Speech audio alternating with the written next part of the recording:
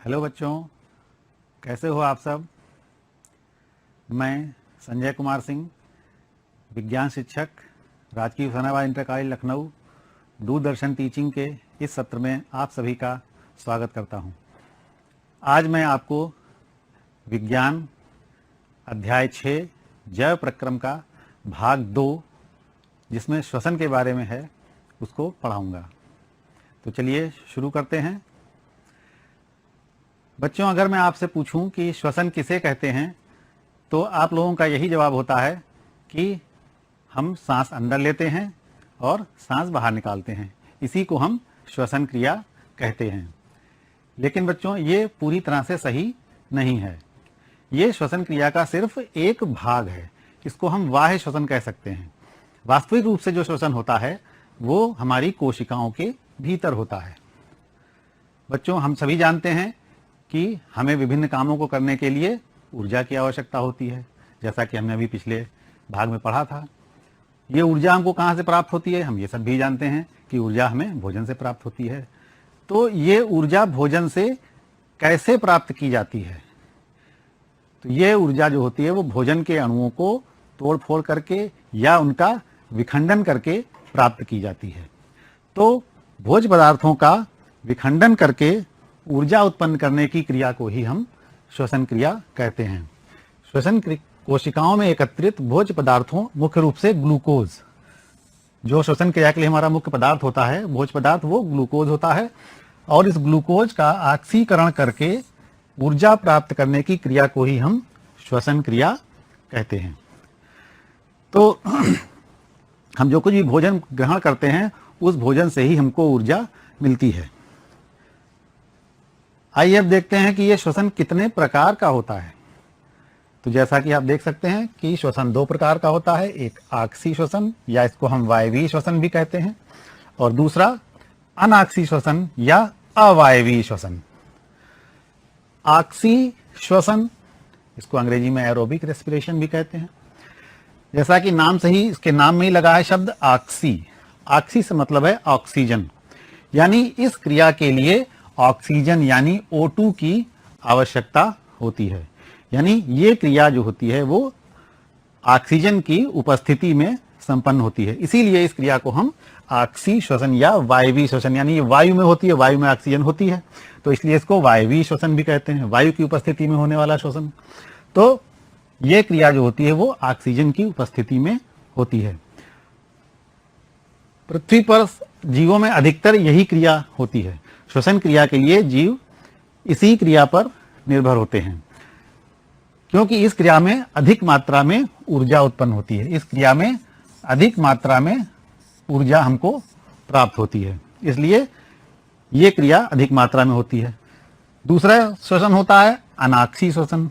अब यहां पर भी इसके नाम से ही स्पष्ट हो रहा है, अनाक्सीय यानी जो ऑक्सीजन की अनुपस्थिति में या जहां ऑक्सीजन ना हो, जब ऑक्सीजन उपलब्ध ना हो, उस स्थिति में होती है, तो उस क्रिया को हम अनाक्सीय श्वसन कहते हैं, या अंग्रेजी में इसको एनएरोबिक रेस्पिरेशन कहते हैं। तो ऑक्सीय श्वसन तो आप सबने समझ गए होंगे कि ये सभी जीवों में होता है, अधिकतर जीवों में होता है। लेकिन अनाक्सीय श्वसन कहाँ होता है? ये मुख्य रूप से बीजों में होता है। जैसे जब बीज गोदाम में भर कर रख दिए जाते हैं, तो हम जब गोदाम के अंदर घुसते हैं अचानक कई दिनों बाद खोल करके, तो हमें गर्मी का एहसास होता है।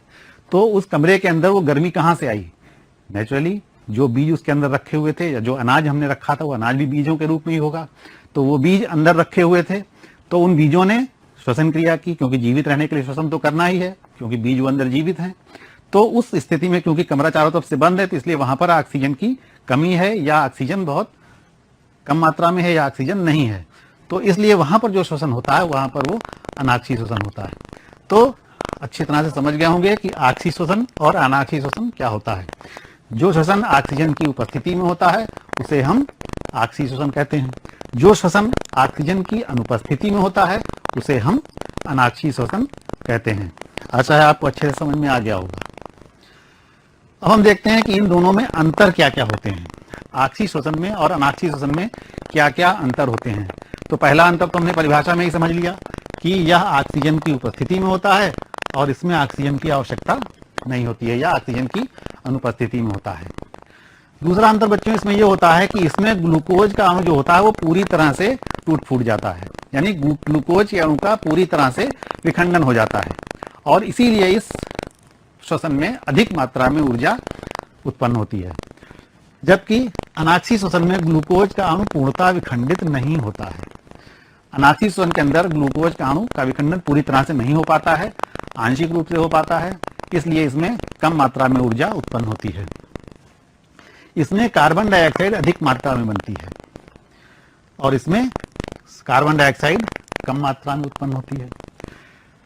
इसमें अधिक मात्रा में ऊर्जा उत्पन्न होती है, इसमें बहुत ही कम मात्रा में ऊर्जा उत्पन्न होती है। अगर हम इसका समीकरण देखें तो C6H12O6 प्लस 6O2, अभी हमने पहले बताया था कि जो भोज्य पदार्थ होता है वो श्वसन के लिए वो ग्लूकोज होता है, तो ये C6H12O6 क्या चीज है? ग्लूकोज है। इसका ऑक्सीजन की सहायता से जब क्रिया होती है तो कार्बन डाइऑक्साइड बनती है, जल बनता है और 673 किलो कैलोरी ऊर्जा उत्पन्न होती है लगभग। जबकि जब अनाक्षी श्वसन होता है तो वहां पर चूंकि ग्लूकोज का अणु पूरी तरह से विखंडित नहीं होता है, तो इस कारण से इस ग्लूकोज के अणु जो होता है वो एथिल अल्कोहल यहाँ पर बनता है इस क्रिया में और कार्बन डाइऑक्साइड बनती है और केवल 21 किलो कैलोरी ऊर्जा हमको प्राप्त होती है। तो यहाँ पर कार्बन डाइऑक्साइड भी ज्यादा बन रही है और यहाँ पर कार्बन डाइऑक्साइड कम बन रही है। यहाँ पर ऊर्जा भी ज्यादा निकल रही है और यहाँ पर ऊर्जा भी कम मात्रा में निकल रही है। अगला पॉइंट बच्चों है कि ये क्रिया माइटोकॉन्ड्रिया के अंदर संपन्न होती है। हम जानते हैं कि कोशिकाओं के अंदर कुछ कोशिकांग पाए जाते हैं, जैसे माइटोकॉन्ड्रिया, राइबोसोम्स, गोल्गी काय, हरित लवक, अंतःप्रद्रवी जाल के आदि होता है। वैसे ही एक हमने कक्षा 9 में पढ़ा होगा कि कोशिका के अंदर माइटोकॉन्ड्रिया पाया जाता है। तो ये क्रिया जो ऑक्सी श्वसन की जो क्रिया होती है मुख्य रूप से ये माइटोकॉन्ड्रिया के अंदर होती है, जबकि अनाक्षी श्वसन की क्रिया जो होती है उसके लिए माइटोकॉन्ड्रिया की आवश्यकता नहीं होती और ये क्रिया माइटोकॉन्ड्रिया के बाहर जो कोशिका द्रव्य होता है उसमें होती है। इस क्रिया के अंत में जैसा कि हमने देखा कि कार्बन डाइऑक्साइड और जल बनता है, तो कार्बन डाइऑक्साइड और जल बनता है, जबकि इस क्रिया में क्या बन रहा था? एथिल अल्कोहल और CO। तो इसमें एथिल अल्कोहल और कार्बन डाइऑक्साइड उत्पन्न होती है। तो इस प्रकार से आक्षी और अनाक्षी श्वसन में ये अंतर होते हैं। आइए बच्चों अब हम देखते हैं कि श्वसन की क्रिया विधि आखिरकार होती कैसे है। तो जैसा कि हम देखते हैं कि श्वसन क्रिया जो होती है ये 2 चरणों में संपूर्ण होती है। पहला चरण होता है ग्लाइकोलिसिस और दूसरा चरण को हम कहते हैं क्रेब्स चक्र। पहला चरण होता है ग्लाइकोलिसिस का, उसको हम कहते हैं ग्लाइकोलिसिस, और दूसरा चरण होता है क्रेब्स चक्र।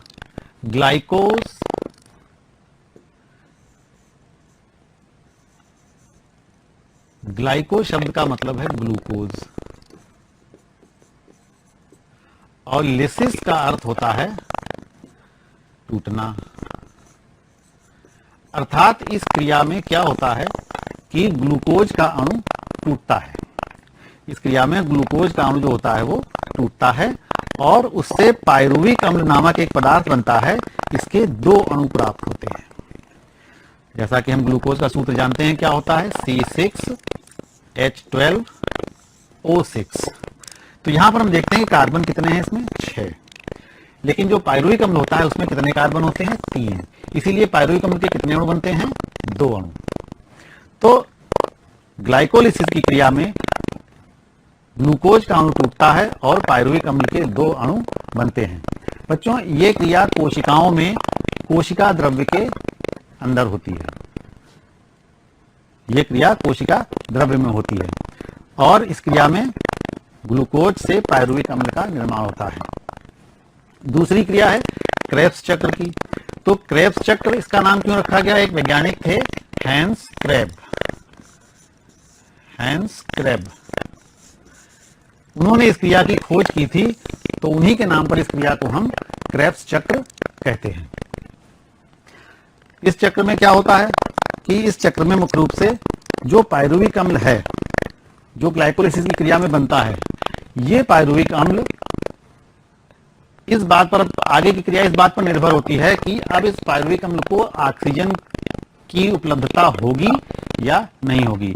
तो यदि कोशिकाओं को ऑक्सीजन उपलब्ध हो रही है या कोशिकाओं को ऑक्सीजन मिल रही है या ऑक्सीजन उपस्थित है, तो ये पायरुविक अम्ल का जो अणु होते हैं ये माइटोकॉन्ड्रिया के अंदर जाते हैं तथा माइटोकॉन्ड्रिया के अंदर जा करके फिर ये पायरुविक अम्ल का जो अणु होता है वो ऑक्सीजन की उपस्थिति में इसमें और भी क्रिया होती है फिर, और अंत में कार्बन डाइऑक्साइड और जल बनता है तथा ऊर्जा हमको प्राप्त हो जाती है। तो इस प्रकार से श्वसन क्रिया संपूर्ण होती है। बच्चों, अगर पायरुविक अम्ल बनने के बाद कोशिका को ऑक्सीजन उपलब्ध नहीं है तो उस स्थिति में फिर पायरुविक अम्ल जो होता है वो माइटोकॉन्ड्रिया के अंदर नहीं जाता है और माइटोकॉन्ड्रिया के बाहर कोशिका द्रव्य में ही अपूर्ण रूप से विखंडित होकर के एथिल अल्कोहल बनाता है और कार्बन डाइऑक्साइड बनाता है और थोड़ी मात्रा में ऊर्जा भी उत्पन्न होती है। तो ग्लाइकोलिसिस की क्रिया तो ऑक्सी श्वसन में भी होती है और अनाक्सी श्वसन में भी होती है, परंतु क्रेब्स चक्र जो होता है वो अगर ऑक्सीजन उपस्थित है तभी होता है और ये क्रिया माइटोकॉन्ड्रिया के अंदर होती है। लेकिन अगर ऑक्सीजन उपस्थित नहीं है तो ये फिर पायरुविक अम्ल जो होता है वो माइटोकॉन्ड्रिया के अंदर नहीं जाएगा और बाहर कोशिका द्रव्य में ही उसका विखंडन कर दिया जाता है और फलस्वरूप एथिल अल्कोहल और कार्बन डाइऑक्साइड बनती है। तो इस प्रकार से हम देखते हैं कि श्वसन क्रिया कोशिकाओं के भीतर होती है। क्योंकि ये वास्तव में श्वसन होता है इसलिए इसको हम कोशिकीय श्वसन भी कहते हैं। कोशिकाओं के भीतर होने वाली श्वसन क्रिया, इसीलिए इसको हम कोशिकीय श्वसन भी कहते हैं। बच्चों, हम कभी जब दौड़ते हैं, भागते हैं, खेलते हैं, कूदते हैं तो हमें थकान आ जाती है, हमारी मांसपेशियों में थकावट आ जाती है, हम थक जाते हैं। तो कभी आपने सोचा है कि ऐसा क्यों होता है? जैसा कि हमने बताया कि बीजों में अनाक्षी श्वसन होता है जब गोदाम में रखे जाते हैं, तो उसी प्रकार से हमारे शरीर में भी अनाक्षी श्वसन होता है। जब हमारी पेशियां थक जाती हैं, उनको ज्यादा काम करना होता है, हम दौड़ भाग रहे हैं, चल फिर रहे हैं तेजी से, तो हमको पेशियों को ज्यादा ऊर्जा की आवश्यकता होती है और ज्यादा ऊर्जा के लिए शरीर को ज्यादा शोषण करना पड़ता है कोशिकाओं को। तो ज्यादा शोषण करना होगा तो ज्यादा ऑक्सीजन की जरूरत पड़ेगी, लेकिन ऑक्सीजन उतनी तेजी से फेफड़ों द्वारा या रक्त के द्वारा ऑक्सीजन पेशी की कोशिकाओं को उतनी तेजी से सप्लाई नहीं की जा पाती है। तो ऐसी स्थिति में फिर मांसपेशियों की कोशिकाएं क्या काम करती हैं कि वो अनाक्षी श्वसन कर लेती हैं और वहीं पर एक नया पदार्थ बनता है। जैसे कि अनाक्षी श्वसन में पौधों में क्या बनता था? Ethyl alcohol. लेकिन जब जंतुओं में ऐसा अनाक्षी श्वसन होता है तो वहां पर एथिल अल्कोहल के स्थान पर लैक्टिक अम्ल नामक ये नया पदार्थ बनता है कोशिकाओं में, और जब ये पदार्थ बनता है तो वही मांसपेशियों में एकत्र होगा। तो जब लैक्टिक एसिड की मात्रा अधिक हो जाती है मांसपेशियों में हमारी, तो हमको फिर थकान का अनुभव होता है और ऐसी परिस्थिति में अक्सर मांसपेशियों में खिंचाव भी हो जाता है, जिसको कि हम पेशियों का क्रैम्प भी कहते हैं। अक्सर आपने देखा होगा खिलाड़ियों के साथ ऐसा अक्सर हो जाता है। तो इस प्रकार से हम देखते हैं कि हमारे शरीर में भी ऑक्सी श्वसन भी होता है और अनाक्षी श्वसन भी होता है। बच्चों, ये जो ऊर्जा श्वसन में बनती है, भोज्य पदार्थों का विखंडन करके जो ऊर्जा उत्पन्न होती है, ये ऊर्जा आखिर हमको कैसे प्राप्त होती है? हम इस ऊर्जा को कैसे इस्तेमाल करते हैं, कितना इस्तेमाल करते हैं, जो बचती है ऊर्जा उसका क्या करते हैं, कैसे करते हैं? तो इस ऊर्जा का उपयोग हम सीधे नहीं करते हैं, इस ऊर्जा को हम सीधे इस्तेमाल नहीं करते हैं, बल्कि पहले इस ऊर्जा को हम किसी रूप में एकत्र कर लेते हैं। तो बच्चों, कोशिकाओं के भीतर एक पदार्थ पाया जाता है एडीपी, जिसका कि नाम अपने कक्षा 9 में पढ़ा होगा, इससे पहले भी पढ़ रखा होगा। इसका पूरा नाम होता है एडिनोसिन डाइफॉस्फेट। तो ये एडीपी जो होता है वो अपने साथ एक फॉस्फेट का अणु और जोड़ लेता है और उसको जोड़ने के लिए वो इस ऊर्जा का उपयोग करता है। एडीपी नामक पदार्थ ऊर्जा का उपयोग करके अपने साथ में एक फॉस्फेट का अणु जोड़ लेता है, और जब एक फॉस्फेट जुड़ जाएगा, एडीपी का मतलब है डाइफॉस्फेट, मतलब 2 फॉस्फेट हैं, एक और जुड़ गया तो कितने हो जाएंगे? 3 फॉस्फेट। उसको इंग्लिश में कहते हैं ट्राइफॉस्फेट। तो इसलिए अब इसका नाम हो जाता है एटीपी, मतलब एडिनोसिन ट्राइफॉस्फेट। यानी जो ऊर्जा उत्पन्न होती है श्वसन की क्रिया में, वो एडीपी के द्वारा एटीपी के रूप में एकत्र कर ली जाती है। श्वसन कोशिकाएं श्वसन करती रहती हैं और एटीपी का निर्माण चलता रहता है। साथ ही साथ जब कभी भी हमें ऊर्जा की आवश्यकता होती है तो यही एटीपी का अणु पुनः टूट जाता है और जो फॉस्फेट यहां पर जुड़ा था वही फॉस्फेट फिर अलग हो जाता है और जो ऊर्जा यहां पर इस्तेमाल की गई थी वही ऊर्जा मुक्त हो जाती है, और एटीपी जो होता है वो फिर से एडीपी में बदल जाता है। ये एडीपी फिर कोशिकाओं के पास चला जाता है, कोशिकाओं के अंदर, और वहां से फिर ऊर्जा ग्रहण करके फिर एटीपी बनता है, फिर आ जाता है कोशिका के बाहर और वो कोशिकाओं में आ जाता है और वहां पर फिर ऊर्जा देने के लिए तैयार हो जाता है। तो इस प्रकार से एटीपी एडीपी में बदलता रहता है और एडीपी एटीपी में बदलते रहते हैं और श्वसन क्रिया अनवरत रूप से चलती रहती है। तो चूंकि हमको ऊर्जा प्राप्त होती है एटीपी से, हमको डायरेक्ट श्वसन क्रिया से ऊर्जा नहीं मिलती है, श्वसन क्रिया में जो ऊर्जा उत्पन्न होती है वो एटीपी के रूप में एकत्र कर ली जाती है। जैसे यूं समझिए कि जैसे हम जो कुछ भी कमाई करते हैं वो सब बैंक में ले जाकर के जमा कर देते हैं, तो ये क्या है, बैंक है या सिक्का है समझ लीजिए। वो हम अपनी कमाई को सिक्कों के रूप में परिवर्तित कर लेते हैं, फिर जब जरूरत पड़ती है तो उन्हीं सिक्कों को या रुपयों को खर्च करते हैं। तो उसी प्रकार से ये एटीपी को हम ऊर्जा का सिक्का भी कहते हैं, एटीपी को हम ऊर्जा का सिक्का भी कहते हैं, क्योंकि हमको जब भी ऊर्जा की आवश्यकता होती है तो हमको एटीपी ही खर्च करने पड़ते हैं।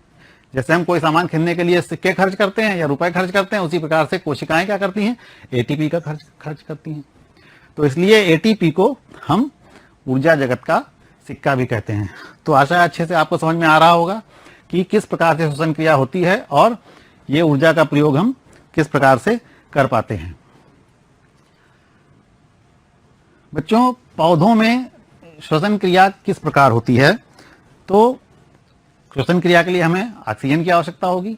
तो ये ऑक्सीजन कहाँ से मिलती है, कहाँ से आती है, कैसे आती है? तो हम सभी जानते हैं कि पौधों में पत्तियां होती हैं और पत्तियों की कोशिकाओं पर, पत्तियों की सतह पर छोटे छोटे छिद्र पाए जाते हैं। इन छिद्रों को हम रंध्र कहते हैं। इन छिद्रों को हम क्या कहते हैं, रंध्र। हमने इससे पहले पोषण वाले पार्ट में भी पढ़ा था कि स्टोमेटा, रंध्र या स्टोमेटा, छोटे छोटे छिद्र होते हैं। इन छिद्रों से ऑक्सीजन आती जाती है, कार्बन डाइऑक्साइड आती जाती है और आवश्यकता अनुसार जल वाष्प भी बाहर निकलती है।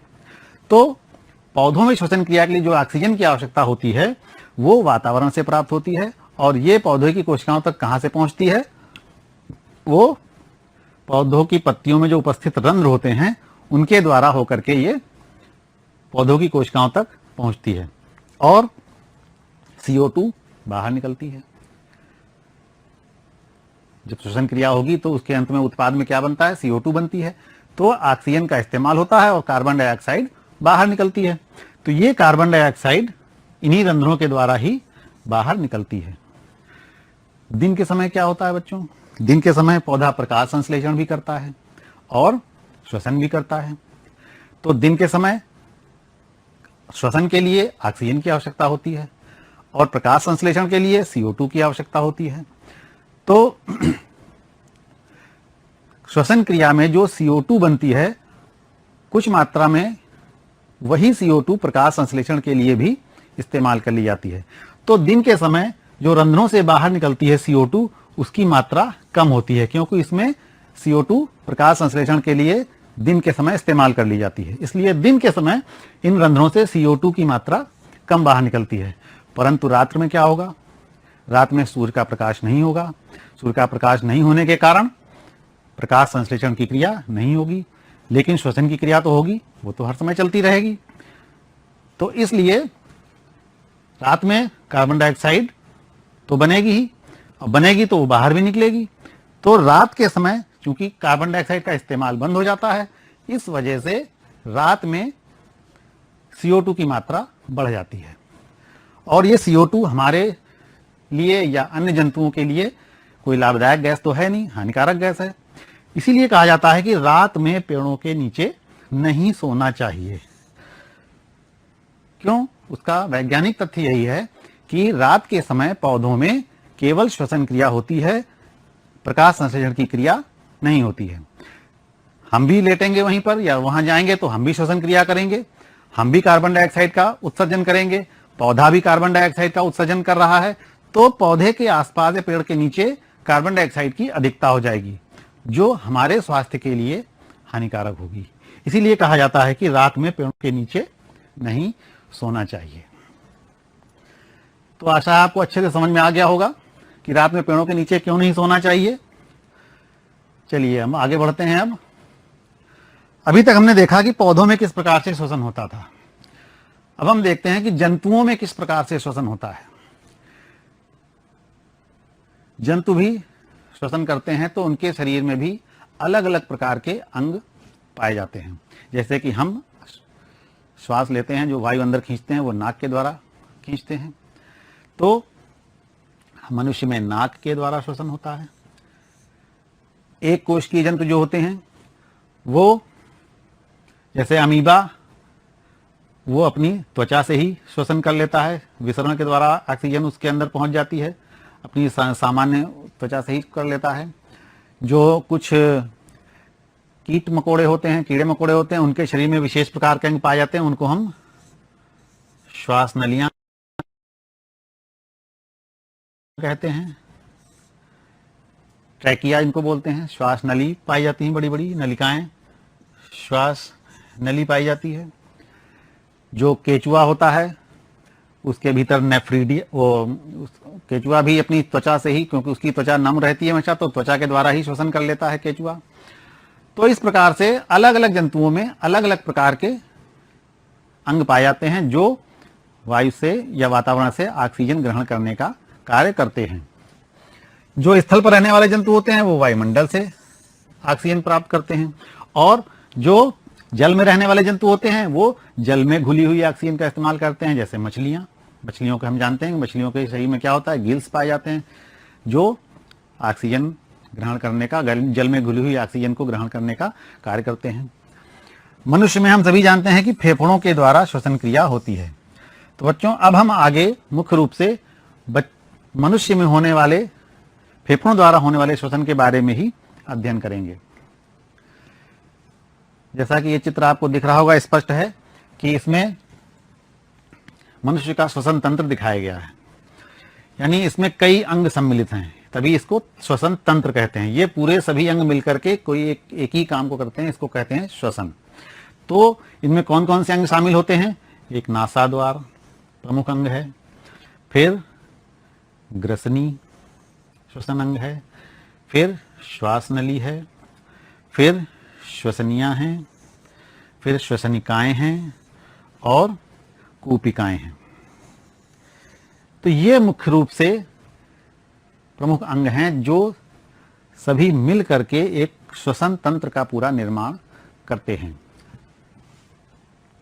तो इस श्वसन तंत्र के अंतर्गत हम जानते हैं कि वायु नासाद्वार से हमारे शरीर के अंदर प्रवेश करती है और ग्रसनी से होती हुई श्वसन नली में पहुंचती है। श्वसन नली से फिर दो हिस्सों में बढ़ जाती है श्वसन नलिकाएं।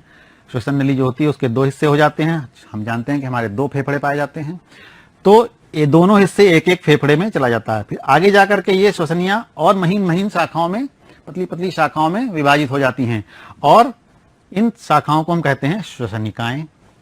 और ये श्वसनिकाओं के सिरे जो होते हैं वो, आगे यहाँ देखिए आप कि ये श्वसनिकाओं के सिरे जो होते हैं थोड़ा फूले होते हैं, गुब्बारे जैसे।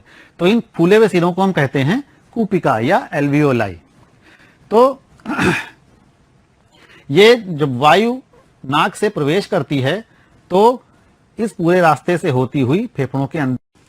बच्चों, यहां पर एक बात विशेष रूप से जानने वाली, क्योंकि ये जो नलिकाएं होती है, श्वास नली जो होती है वो तो चपटी होती, मांसपेशियों की बनी होती है, तो वो चिपक सकती है। तो उसको चिपकने से रोकने के लिए इसमें यहाँ पर छोटे छोटे उपास्थि के बने हुए छल्ले जैसे पाए जाते हैं। इनको हम सी के आकार के छल्ले कहते हैं। सी के आकार का मतलब ये इस आकार के छल्ले होते हैं, यानी जो पूरे गोल ना होकर के वो थोड़ा कटे होते हैं एक साइड से, इसलिए सी के आकार जैसे नजर आते हैं। इसका फायदा यह है कि जब वायु नली में प्रवेश करती है तो ये फूलती है और वायु आसानी से निकल जाती है। वायु के निकल जाने के पश्चात ये नली चिपकने नहीं पाती है। अगर ये छल्ले ना लगे होते तो हो सकता है कि नली आपस में चिपक जाए। तो नली को चिपकने से रोकने के लिए इसकी श्वास नली में सी के आकार के छल्ले पाए जाते हैं, जिससे कि नली जो है हर समय चौड़ी खुली रहती है। तो इसलिए यहां पर श्वास नली में सी के आकार के उपास्थि के वलय पाए जाते हैं। जब वायु कूपिकाओं में पहुंचती है तो कूपिकाओं की दीवारें जो होती हैं वो अत्यंत पतली भित्ति की बनी होती हैं और जिन पर केशिकाओं का जाल फैला होता है, और इन केशिकाओं में रक्त प्रवाहित होता है। हम सभी जानते हैं कि रक्त का रंग लाल होता है, क्यों? क्योंकि उसमें एक प्रकार का वर्णक पाया जाता है जिसको कि हम हीमोग्लोबिन कहते हैं। ये हीमोग्लोबिन वायु से, जो कुपिकाओं में वायु आई है उससे ऑक्सीजन ग्रहण कर लेता है और कार्बन डाइऑक्साइड इसमें छोड़ देता है। यह ऑक्सीजन को लेकर के फिर कोशिकाओं तक जाता है और कोशिकाएं इसकी सहायता से ऑक्सीजन करती हैं और ऊर्जा उत्पन्न करती हैं। तो इस प्रकार से मनुष्य के शरीर में फेफड़ों द्वारा श्वसन क्रिया होती है। तो आशा है बच्चों आपको अच्छी तरह से समझ में आ गया होगा कि श्वसन क्रिया किस प्रकार से होती है, पौधों में श्वसन क्रिया किस प्रकार से होती है, श्वसन कितने प्रकार का होता है, आदि सभी बातें आपको अच्छी तरह से समझ में आ गई होंगी। अब आप अपनी पुस्तक से में जो भी प्रश्न दिए हुए हैं उनको करिए और अपने शिक्षक से इस बारे में चर्चा कीजिए, उनको दिखाइए। Thank you.